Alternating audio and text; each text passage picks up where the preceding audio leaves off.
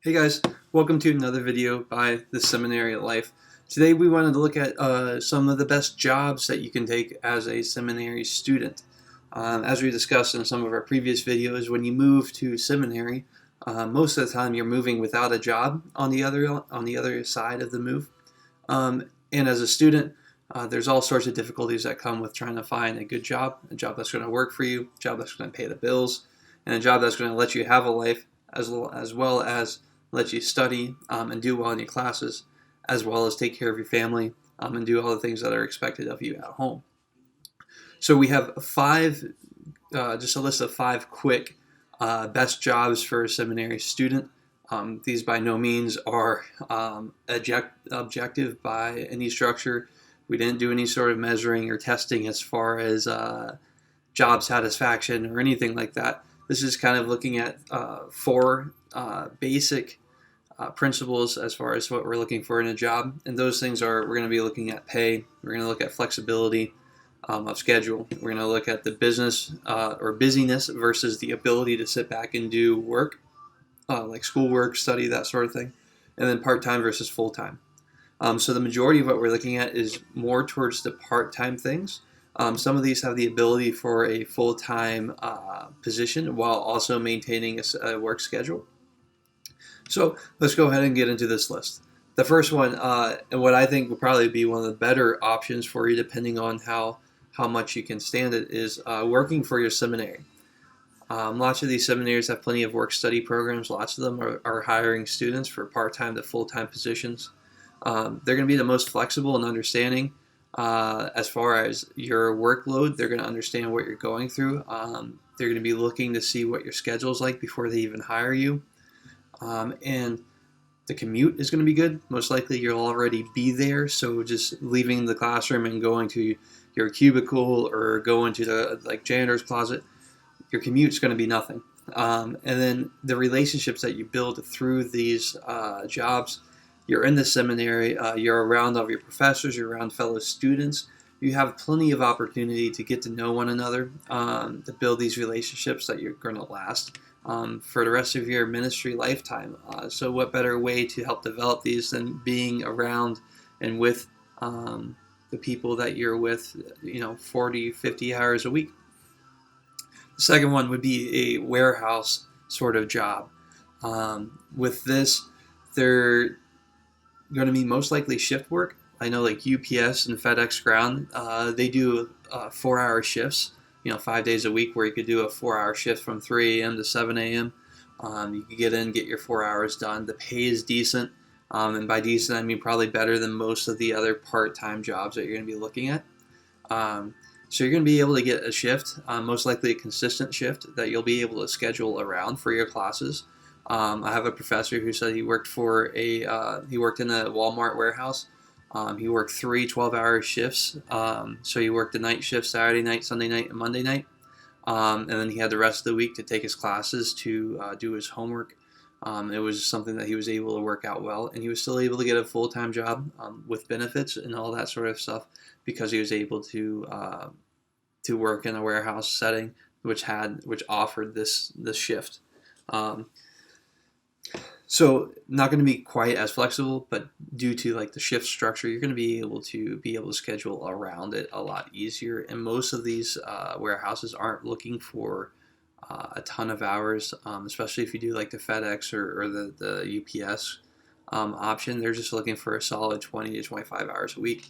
And around here, they're paying about $13 to $16 an hour. So not bad for a part-time job. The third option is retail, whether it's a grocery store or a clothing store. Kind of work those all together. I know places like Aldi are paying $13 an hour and are super flexible with their hours. I myself work for Dick's. I'm in the golf department. These jobs aren't exactly going to be the greatest jobs you've ever had, but they're going to be consistent, especially the bigger the company that you work for. The pay is going to be decent. The hours are going to be really, depending on where you work and who you work for, are going to be flexible at points and other times not so much. The nice part about retail is their busy season during the winter months kind of coexists with the lessening of our student work, uh, our work burden, as far as the semester comes to an end right around that Thanksgiving time, where that's right when retail's busiest season of the year starts. So for me, for this last fall semester, we were able to end, or our semester ended on the Wednesday after Thanksgiving. So for that, half a week turnover, I had a bunch of hours, both working like the Black Friday and Saturday and Cyber Monday, all that stuff, while also trying to finish up school. But now that that's over, I'm working plenty of hours at the store, and I'm able to be able to make some decent paychecks, so I'll be able to pay for books and that sort of thing come next semester. And as the winter busyness wears off in retail is when our spring semester begins. So it works pretty well like that. Again, probably not going to be your favorite job. Retail is taxing on both you mentally and physically, but it's a good job. It's fairly consistent, and you're gonna come home with a paycheck every 2 weeks or so, and you can't complain about that. The fourth would be kind of something office related. There's plenty of places that are hiring part-time office like assistants or office receptionists. This is going to be something where you're going to have a fairly decent pay. You're definitely going to have a consistent schedule as far as they're concerned. You'll be in at the same time every day for such and such. Makes it really easy for planning out your schedule, and also for planning out homework time. Consistency is something that I know when it comes to like a schedule, it's something that I would prefer. I'd rather know every week I'm going to be busy from this time to this time.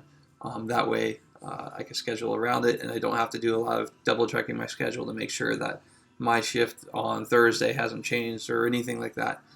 So when you're going about doing your work, it makes it a lot easier. You're going to have decent pay with this. You're also going to have relationships with this as well. Because you're in a consistent office setting, there's going to be the same group of people that are going to be in the office that you're going to be working with.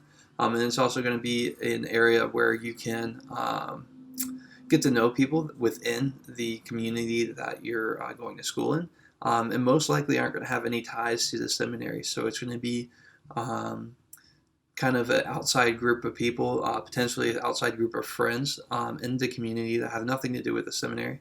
Might help you kind of get away, step away from what you're doing with your schooling to kind of be around everyday normal people, people that are not drawn to overextending themselves through school and work and family like the seminary students typically tend to be. The last one on this list is start your own job or start your own company. It's something that I'm working on. It's not an easy thing to just, one day pick it up and say, hey, I'm going to do this job, or I'm going to start this and we're going to make good money. It's something that, it's going to take time.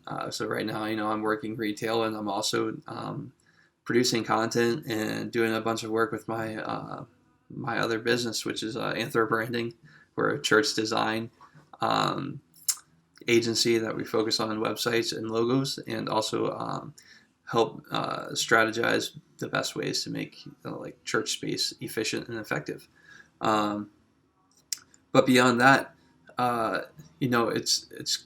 it's difficult to work to try to get one thing off the ground while trying to balance school and another job. But in the long run, if you're able to get it working, and if you're able to get it off the ground, it's going to provide you the most flexibility because you're the boss, so you get to choose when and where you're going to get your work done.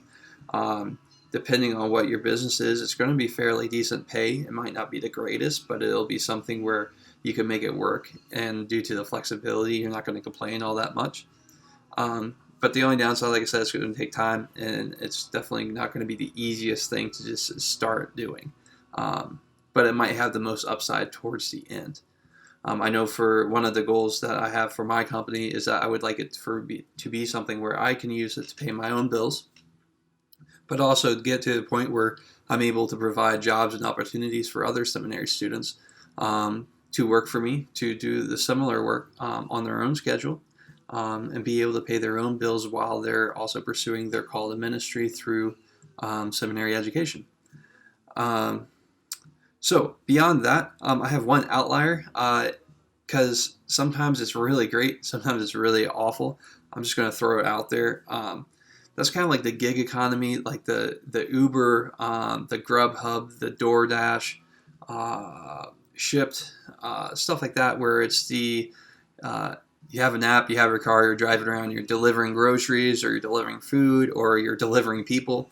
Um, I was doing this for the first half of the semester, almost primarily on Grubhub, which is a food delivery service, making really great money. I think on average I was about $17 to $20 an hour. I was working, you kind of pick your shifts and you pick your times that you work, and I was working about 15 to 20 hours a week.